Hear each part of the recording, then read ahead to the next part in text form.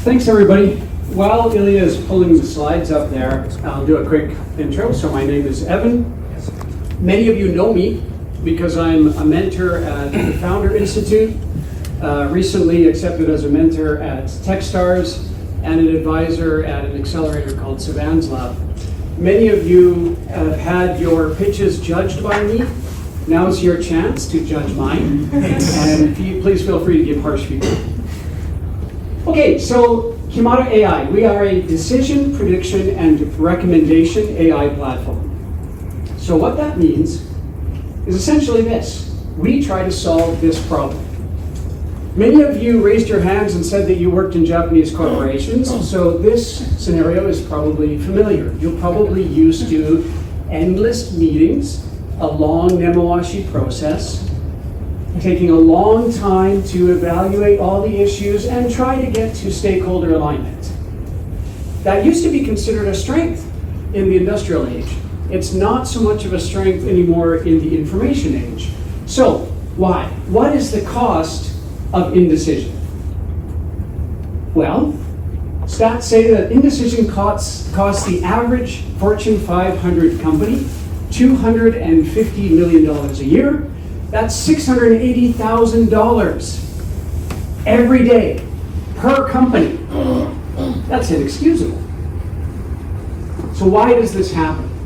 Why do we get into this scenario, meeting after meeting, and no decisions can be made?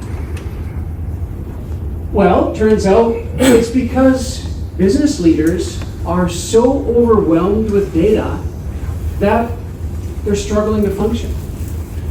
40% of executive time is spent making decisions, and current BI tools, business intelligence tools, fail to give clarity on what to do.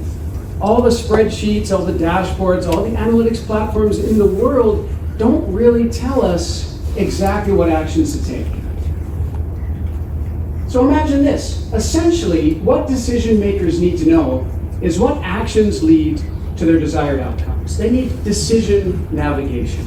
And we're all familiar with a type of decision navigation. This is a screenshot from Google Maps. You might recognize the route from Shibuya to Tokyo Station. Well, when we use Google Maps, it gives us recommendations and predictions. It tells us what route is going to be most effective, and as conditions change, it gives us updated recommendations on alternate routes. In this case, there's a lot of congestion, and so the AI is saying, maybe take this alternate path. Well, kimaru.ai does the same thing.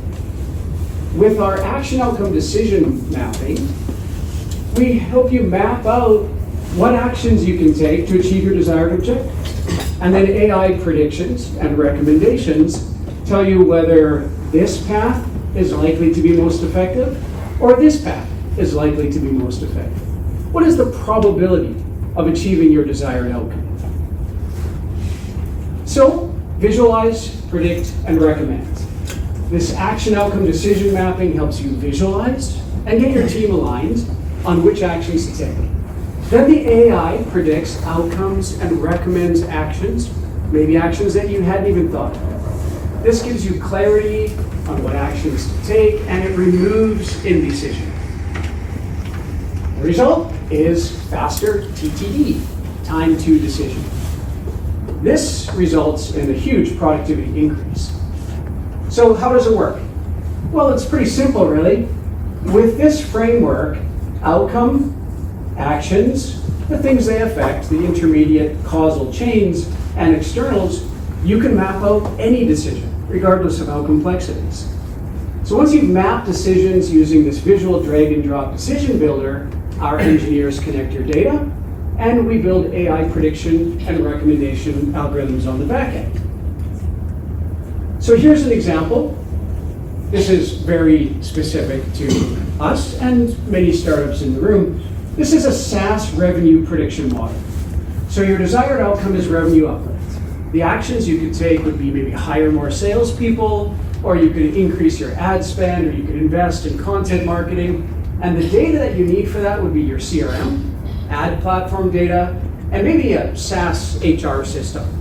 because you have to hire people, you have to retain people, you have to factor that cost into the algorithm. Once you've mapped that all out, then you can model your likelihood of achieving that desired outcome. Here's another example. Here's a very personal example. This is a screenshot of my house on Google Maps. It's the one in the middle there with 24 solar panels on the roof.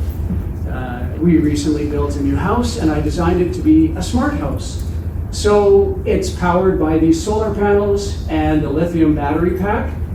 And I have a very specific desired outcome. I want to maximize my solar sales rate.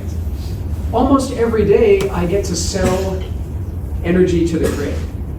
But some days, if it's going to be cloudy, I need to store up as much energy as possible to make it through the cloudy period. You might think that some of these decision intelligence models require a lot of data. In this case, not really. All we need is the weather API and then the solar grid sensor data. And that allows us to do load balancing in near real time. And this works at scale, of course, across energy grids. Here's another example, supply chain optimization. It's really hot right now. You might have noticed on the train platforms or on street corners, some of the vending machines are getting sold out of water or Pocari Sweat. What's happening is that the supply chain is failing to predict when it's going to be especially hot. And it's actually quite easy to fix this problem. So in this use case, your desired outcome is to maximize your vending machine stocking rate of the correct products, which you can do by predicting hot or cold days and then stocking cold or heated drinks accordingly. Also, the right products. Water always gets sold out when it's extremely hot. Currently, this would be quite easy to do, but most major companies in Japan are not doing this. All that's required is to connect the vending machine IoT sensor data and their ERP platforms and a weather app. So once we've connected that, we can build a prediction and a recommendation engine now. Here's another example, healthcare management. The desired outcome here is to reduce patient readmission rates. So we want to monitor the patient readmission rates, benchmark individual patients against the population, and then track efficacy rates of treatment. So the data required there is healthcare SaaS, CRM, and maybe external databases like the WHO. Here's one for all the VCs in the room. Your desired outcome is minimum 5x ROI, right? I've heard the benchmark in Japan is minimum 3, very conservative. Most American VCs, I assume, are looking for, what, 50? That would be nice, right? All right, so how can you track, or how can you determine whether a startup is going to be a good investment? In this use case, your desired outcome, again, is 5x ROI minimum. The actions that you can do would be to develop experimentation and optimization processes for fast iterations. That's you, the startup. You have to develop these processes and then demonstrate that you can do this. So you have to determine product market fit, you have to hit your traction milestones, and then the VC has to measure your performance against the market and competitors. The data required for that is project management SaaS, the startup's recorded data, how often are you hitting your shipping dates, are you hitting your traction milestones, external market data, because you have to benchmark, you have to look at similar products and competitors, and the VC's internal database. Once you've developed those database sources, then you can track that likelihood of hitting the desired goal. All right, so here's the unique insight. Existing tools look at the problem the wrong way around. They're starting with massive amounts of data, processing all that data, and looking for patterns to try to give us insights, but they don't tell us what actions to take. So all of these tools are actually worsening indecision.